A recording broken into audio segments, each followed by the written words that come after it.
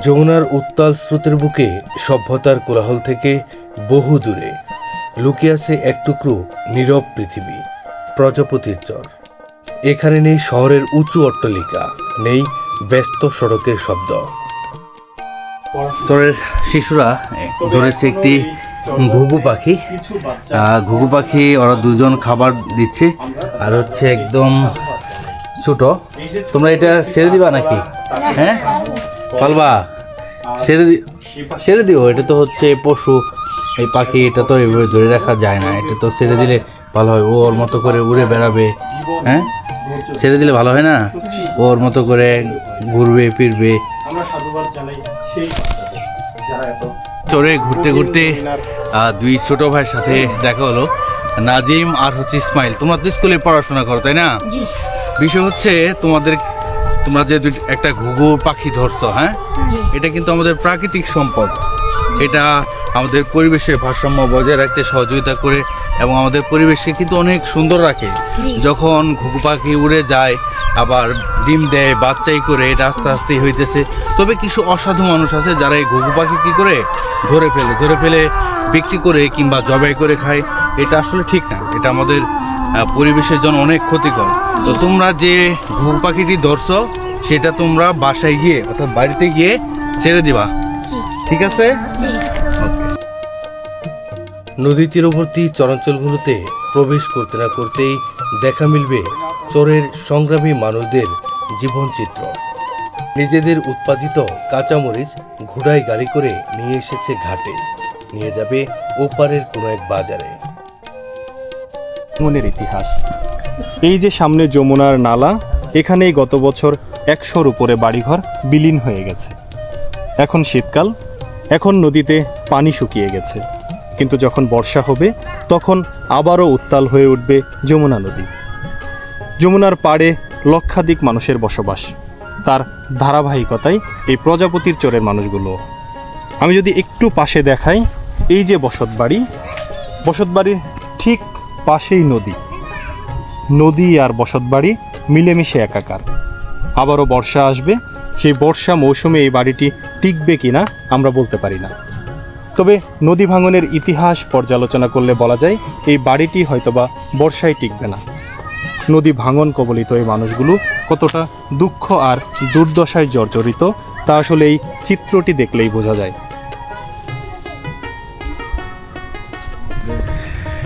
প্রজাপতি চরের গ্রামীণ এক মেঠো পথ ধরে এগিয়ে চলছি এক বাড়ি থেকে অন্য এক বাড়িতে যাওয়ার জন্য। আসলে এটি মেঠো পথ বলাটা কতটুকু ঠিক হচ্ছে জানি না, কারণ এটা হচ্ছে দুপাশে হচ্ছে ক্ষেত, এক পাশে ধান, আরেক পাশে হচ্ছে আলু, আর তার মাঝ দিয়ে একটা হচ্ছে আইল বা বাতর বলে যেটাকে, এটা দিয়েই ওপারের সাধারণ মানুষ যারা আছে তারা তাদের নিত্য প্রয়োজনীয় কাজে চলাচল করে।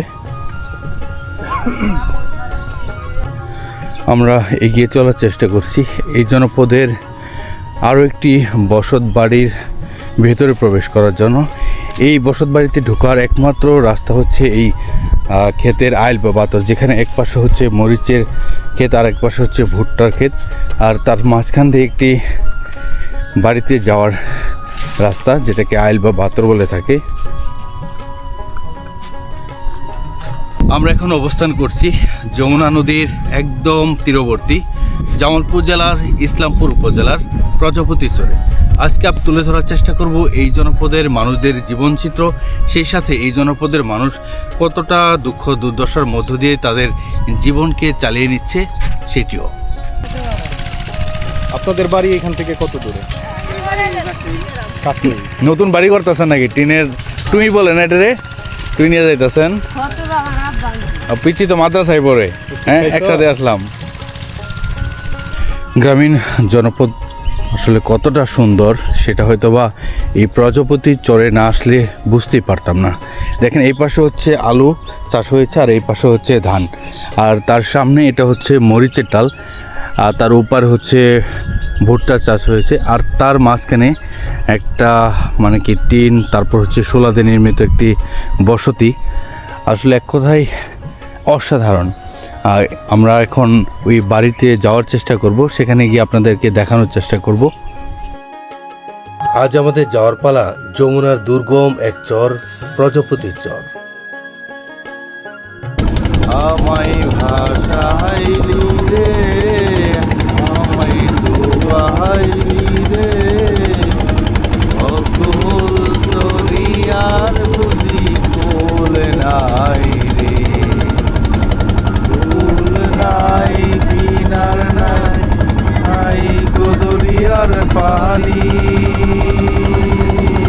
সাবধানে চালাইও আমারে ভাঙা তরি রে, আমারে ভাঙা তরি। আসলে নদী বাঁধনিক এমন দৃশ্য দেখে মনে পড়ে যায় আমার বাংলার। খরস্রোতা যমুনা এখন অনেকটাই শান্ত, কারণ এখন শীতকাল। কিন্তু বর্ষা মৌসুমে যমুনা ফিরে পায় তার নতুন যৌবন, পানিতে কানায় কানায় পরিপূর্ণ থাকে। নদী তীরবর্তী চরাঞ্চলগুলোতে আছে শুধু ঢেউয়ের সুর, কাশফুলের দোল আর খোলা আকাশের নিচে মানুষের অবিরাম সংগ্রাম। ভোরের আলো ফুটতেই চর জেগে ওঠে, কেউ ছুটে চলে মাছ ধরতে, আবার কেউ বা ছুটে চলে ভুট্টা আর তরমুজ খেতে। শিশুরা খালি পায়ে দৌড়ায় বালুর চরে, তাদের হাসি মিশে থাকে যমুনার বাতাসে। খরস্রোতা যমুনা এখন অনেকটাই শান্ত, কারণ এখন শীতকাল। কিন্তু বর্ষা মৌসুমে যমুনা ফিরে পায় তার নতুন যৌবন, কানায় কানায় পানিতে পরিপূর্ণ থাকে যমুনার। নদীতে পানি কম থাকার কারণে অন্য এক খেয়ানৌকা নদীর মাঝপথে বালুতে আটকে পড়েছে। তার জন্যই সেই নৌকার যাত্রীরা আমাদের খেয়ানৌকায় উঠে পড়ল। নদী তীরবর্তী চরাঞ্চলের মানুষরা আসলে কতটা সংগ্রাম আর কতটা প্রতিকূলতার মধ্য দিয়ে তারা তাদের জীবনকে চালিয়ে নেয়, তার একটি উৎকৃষ্ট প্রমাণ হলো এই চিত্র। বর্ষা এলে এই চর হয়ে ওঠে অনিশ্চয়তার নাম। নদীর ভাঙন এক রাতে হারিয়ে যেতে পারে বসত ভিটা, স্মৃতি আর স্বপ্ন, তবুও মানুষ থেমে থাকে না। ভাঙনের পর আবার গড়ে তোলে নতুন ঘর, নতুন আশা। এখানকার জীবন অনেক কষ্টের, কিন্তু আত্মসম্মানের ভরা। যমুনার স্বচ্ছ জলের উপর দিয়ে যত এগিয়ে চলছে আমাদের খেয়ানৌকা, ততই যেন নতুন রূপ, নতুন বাংলার চিত্র দেখতে পাচ্ছি। এমন অপূর্ব বাংলার রূপ ও বৈচিত্র্যময় চিত্র দেখে মনে পড়ে যায় পল্লী কবি জসীমউদ্দিনের কথা, মনে পড়ে যায় কবি জীবনানন্দ দাশের কথা। নদী তীরবর্তী চরাঞ্চলগুলোতে বিদ্যুৎ নেই অনেক ঘরে, চিকিৎসা পৌঁছায় না সহজে, তবু আছে এক অদ্ভুত শান্তি, প্রকৃতির সাথে সহাবস্থানের শান্তি। সূর্য যখন অস্ত যায়। দীর্ঘ যাত্রা শেষে আমরা পৌঁছে গেলাম প্রজাপতি চরের খেয়াঘাটের একদম সন্নিকটে। খেয়ানৌকা ঘাটে পৌঁছানোর সাথে সাথেই নদী তীরবর্তী চরাঞ্চলের মানুষরা ব্যস্ত হয়ে পড়েন তাদের নিত্য প্রয়োজনীয় জিনিসপত্র বাজারে কিংবা বাড়িতে নিয়ে যাওয়ার জন্য।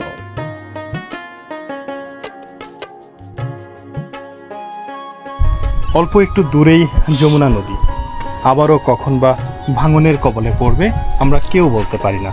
চোরের জীবন অনিশ্চয়তায় ভরপুর, কখনো ভাঙন, কখনো গরম। এই ভাঙা গড়ার মধ্যেই চোরের মানুষের প্রতিটা দিন অতিবাহিত হয়। ভর দুপুরবেলা, চালে পাখি ডাকছে। আমরা এসেছি এই গহীন বাড়ির ভেতরে, দেখাবো চোরের মানুষের জীবন। দুর্গম এক বাড়ি, হয়তো নতুন তৈরি হয়েছে এই বাড়িটি। বাড়ির সামনেই রয়েছে একটি মাটির চোলা, কত যত্ন করে সুন্দর করে একটি চোলা তৈরি করেছে। এই যে অংশটি দেওয়া হয়েছে চারপাশে, এটি আসলে বাতাস নিবারণ করার জন্য, যেন আগুন জ্বললে নিভে না যায়। কত সুন্দর বুদ্ধি। গ্রামীণ এই মানুষদের জীবন জড়িয়ে আছে গ্রামীণ জীবনধারাকে সঙ্গী করে। তেমনি এক শৈল্পিক নিদর্শন দেখতে পেলাম এই চোরের বাড়িতে এসে। ছোট্ট এক বাড়ি, ওপরে সিম গাছের মাচা, চারপাশে এই বাড়িটির নেই গাছের কোনো অস্তিত্ব। ভর দুপুরবেলায় রোদে গা পুড়ে যাওয়ার মতো অবস্থা। সেখানেও একটুখানি ছায়া দিচ্ছে এই সিম গাছটি।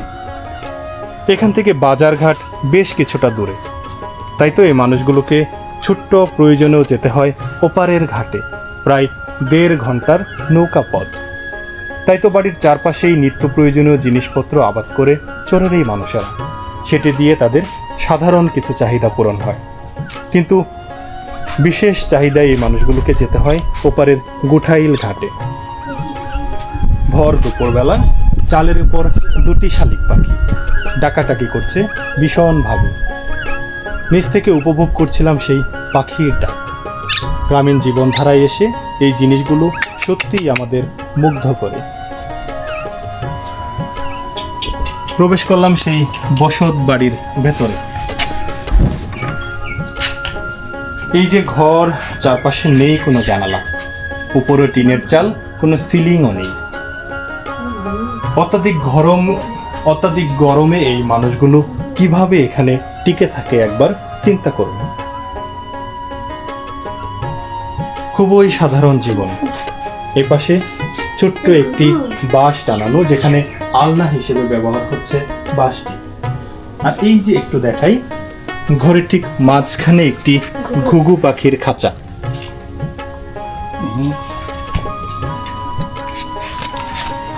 এটা কি ঘুঘু না? ঘরের এপাশে নানা ধরনের জিনিসপত্র, আর এখানে রান্নার বিভিন্ন জিনিস সুন্দর করে তাকের উপর রেখে দেওয়া। গ্রামীণ সংস্কৃতিতে বহু বছর ধরে এভাবে জিনিস রাখার প্রচলন আছে, তবে অনেক ঐতিহ্য হারিয়ে যাওয়ার পথে। তেমনি এই জিনিসটিও এখন গ্রাম বাংলায় দেখা যায় না, তবে চরের এই বাড়িঘরগুলোতে এখনো দেখা মিলে এরকম মাচা। তুমি কি স্কুলে পড়ো?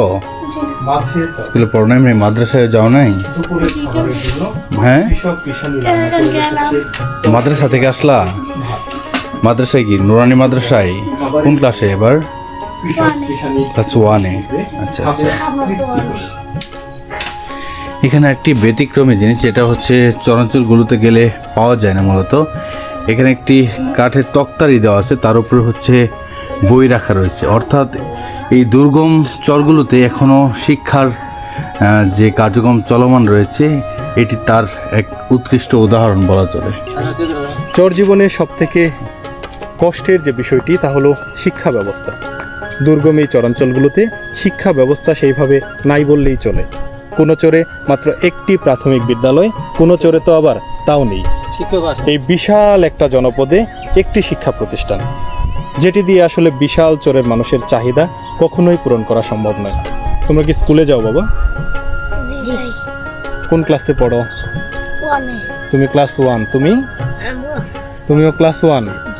এখান থেকে তোমার স্কুলে যেতে কতক্ষণ সময় লাগে? 5 মিনিট।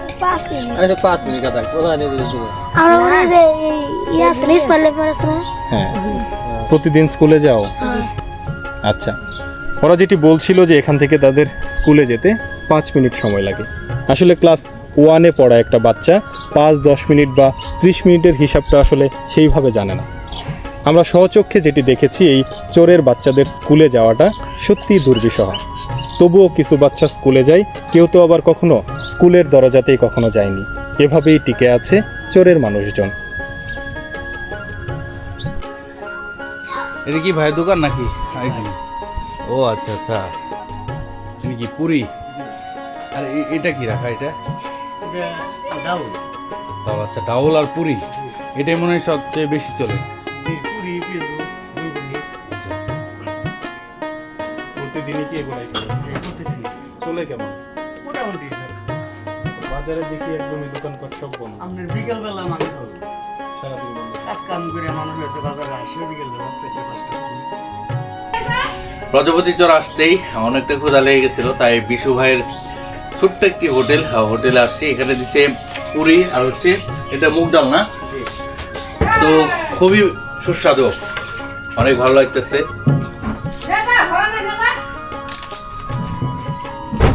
এলেন ভাই কুড়াইল বাজার উঠাইল বাজার থেকে? উপরে তো সব পাশপাতি দেখা যাইতেছে। কি মেশিনের জন্য নাকি?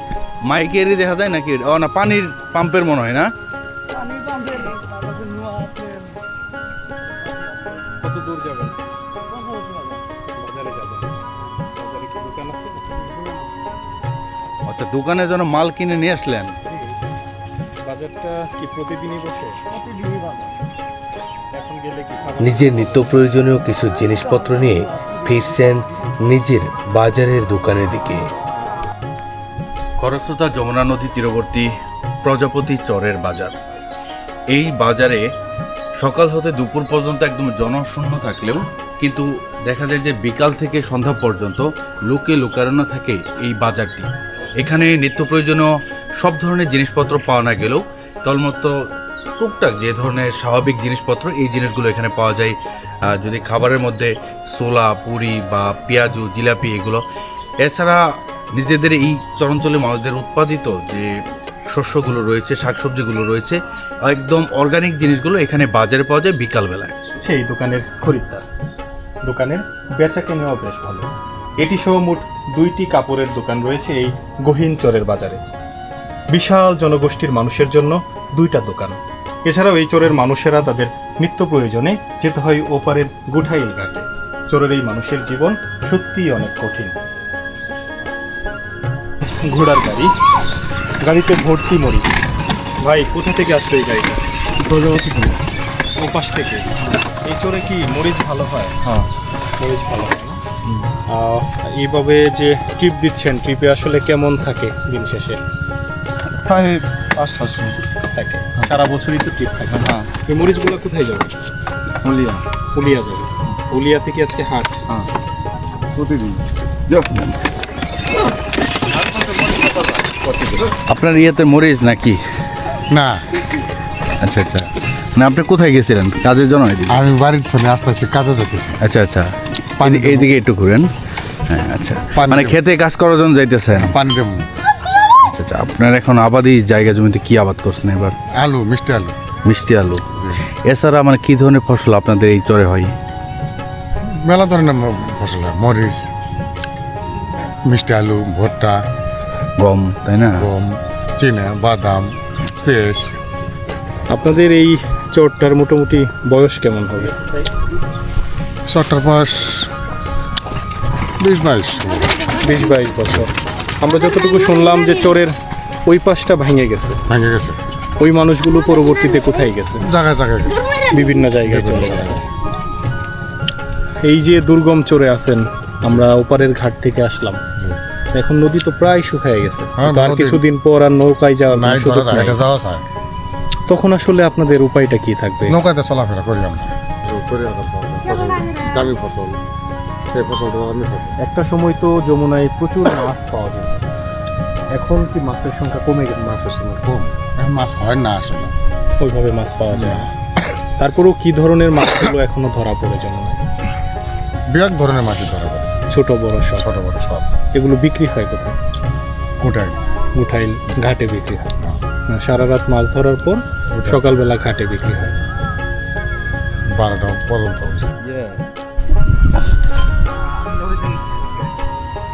আপনি আসার সমস্যা তো, এগুলো কিনে আসলেন এগুলা? কিসের বিছন? ও আচ্ছা, জ্বালা জ্বালা নিয়ে যেতেছেন। আচ্ছা আচ্ছা।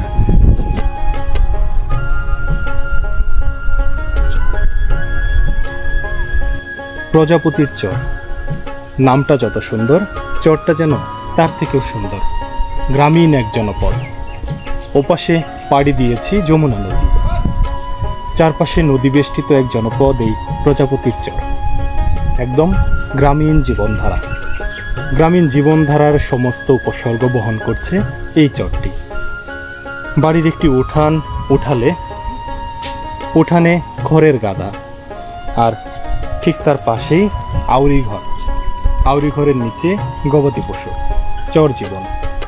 চর জীবনে কৃষিকাজ আর গবাদি পশু একে অপরের সাথে সম্পর্কিত।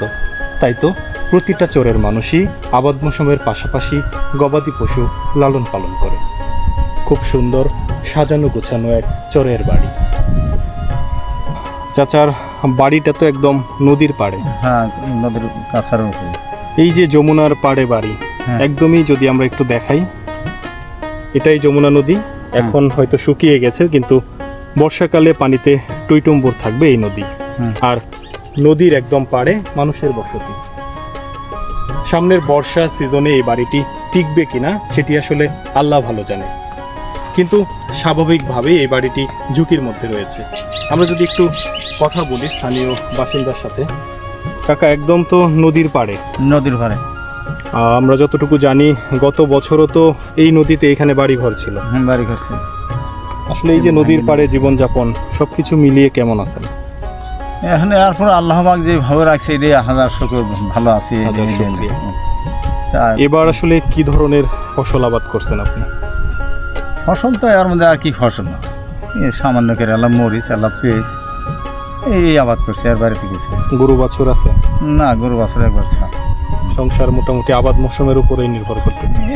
আর উপরে আল্লাহ পাক চালায় না, এটাই চলি। এখানে যে বাড়ি করে আছেন এটা আপনার নিজস্ব জমি? না, এটা আমার ভাইয়ের জমি, তিনজনের জমিতে বাড়ি করে আছে। তিনজনের জমিতে বাড়ি করে আছেন। এই যে গত বর্ষার সময় কি মানে কতগুলো পরিবারে মানে ঘর বাড়ি ভাঙছে আপনাদের এই প্রজাপতির চর থেকে? অনেকগুলো তো ভাঙছে, ওর থেকে নিয়ে এই পর্যন্ত ম্যাক্সিমাম 100-র কাছাকাছি। 100-র মতো বাড়ি ভেঙে গেছে। এই মানুষগুলো পরবর্তীতে কোথায় যে আশ্রয় নিয়েছে? বিভিন্ন জায়গায়, কেউ গেছে গা দক্ষিণ দিকে, কেউ গেছে গা উত্তর দিকে, কেউ বা গেছে গা পূর্বর চরণ। এক এক মানে যে যেখানে যে আশ্রয় ঠাঁই আছে।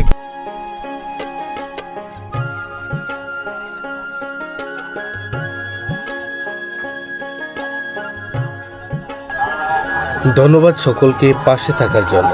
আবার দেখা হবে নতুন কোনো প্রামাণ্যচিত্রে, নতুন কোনো স্থানে। এখন আমরা বিদায় নিচ্ছি প্রজাপতির চরের খেয়াঘাট থেকে।